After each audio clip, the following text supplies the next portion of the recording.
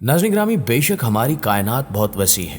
जिसमें बेशुमार सियारे, सितारे और ब्लैक होल्स मौजूद हैं, लेकिन इन सियारों और सितारों की दरियाफ्त से ज़्यादा आज का साइंसदान किसी और चीज़ को तलाश करने में मगन है, और वो है खलाई मखलूक, जिसको ढूंढने के लिए नासा मुख्तलिफ मिशन खला में भेजता रहता है, जिनसे गैर अर्जी मखलूक के सबूत सामने आते रहते हैं। अभी हाल ही में खला में ऐसे रेडियो सिग्नल्स देखे गए हैं जिनके बारे में नासा का कहना है कि ये खलाई मखलूक की तरफ से भेजा गया खुफिया पैगाम है। आज की ज़ेर नज़र वीडियो में हम जानेंगे कि आखिर इस पैगाम में क्या छुपा है और क्या ये मखलूक वाकई हमसे राब्ता कायम करना चाहती है।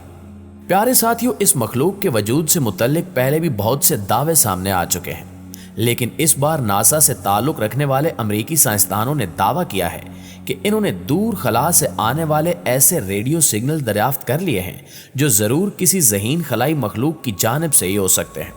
सादा अल्फाज में इस दावे का मतलब ये है कि तरक्की याफ्ता खलाई मखलूक ने इंसान से राब्ते के लिए रेडियो सिग्नल्स भेजे हैं और अब वो चाहती है कि इंसानों से राब्ता कायम करके इकट्ठे रहा जाए।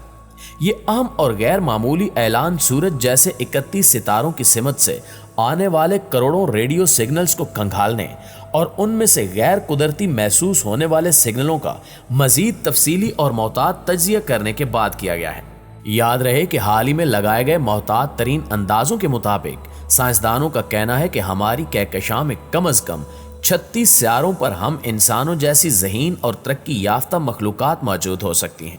जिन्होंने इतनी तरक्की कर ली होगी कि वो रेडियाई इशारों यानी रेडियो सिग्नल्स के जरिए राब्तों के काबिल हो चुकी होंगी।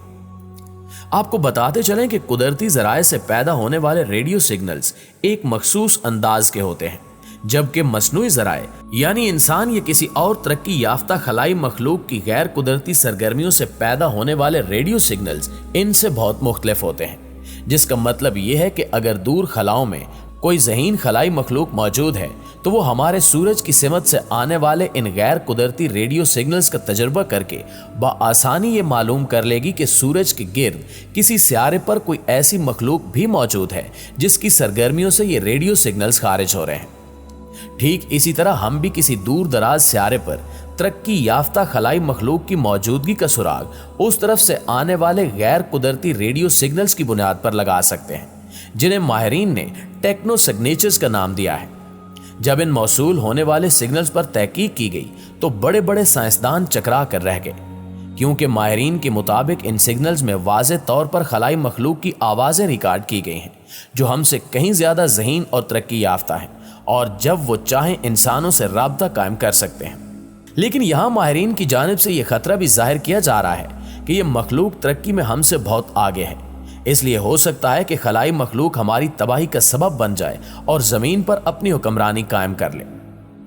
नाज़रीन ग्रामी, इसके अलावा हाल ही में नासा ने एक ऐसी खौफनाक आवाज़ जारी की है जो किसी जिन भूत की नहीं बल्कि एक ब्लैक होल की है, जो ज़मीन से 20 करोड़ नूरी साल के फासले पर वाक़े कहकशां में मौजूद है। ब्लैक होल से ली गई आवाज़ की ये लहरें नासा की space telescope Chandra X ray observatory ने फल्कियाती डाटा की शक्ल में रिकॉर्ड की और फिर इसको आवाज में ढाल दिया ताकि इंसान इस आवाज को सुन सके।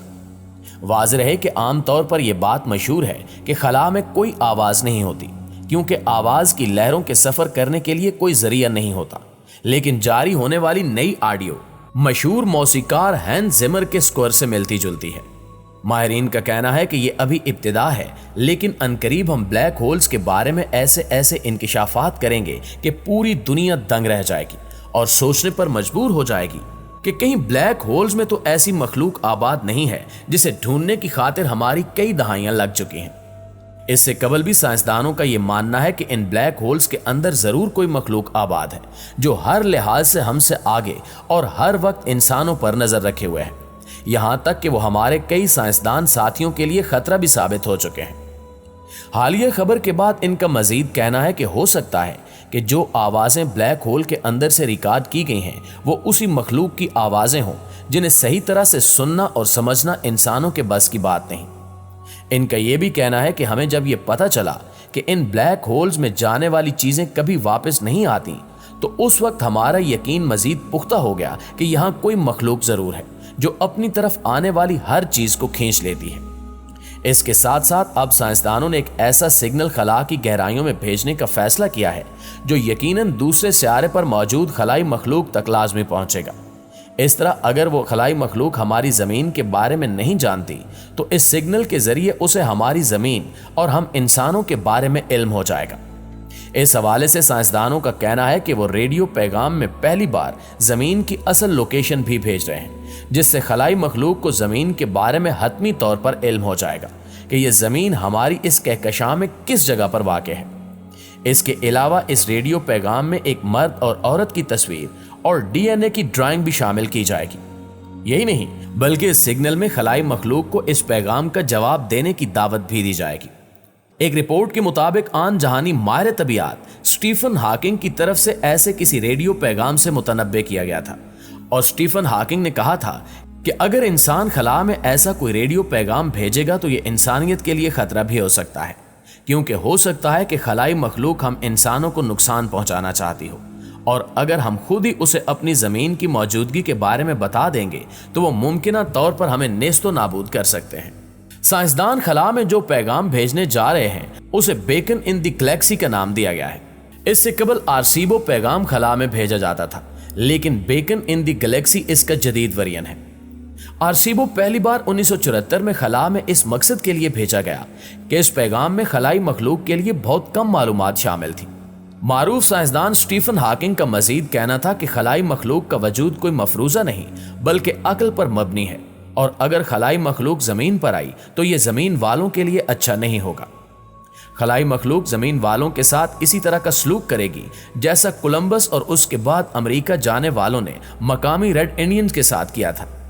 ان کا کہنا تھا کہ اگر کوئی خلائی مخلوق اتنی جدید ٹیکنالوجی رکھتی ہوگی جس سے وہ زمین پر پہنچ سکے تو ایسی مخلوق ہر اس سیارے کو اپنی کالونی بنا سکتی ہے جہاں وہ پہنچے گی۔ این ممکن ہو کہ ان مخلوقات کی 99% آبادی امن پسند ہو، وہ شاعری، ادب اور آرٹ جیسی چیزوں کو پسند کرتی ہو، لیکن قوی امکان ہے کہ ان میں کم از کم 1% ایسے نہ ہو، بلکہ وہ 1% آبادی تخریب کارانہ جذبات رکھتی ہو سکتا ہے کہ وہ ہماری موجودگی سے آگاہ ہو کر ہمیں تباہ کرنے کی کوشش کرے، لہٰذا ہر صورت میں یہ ایک خطرناک عمل ہے۔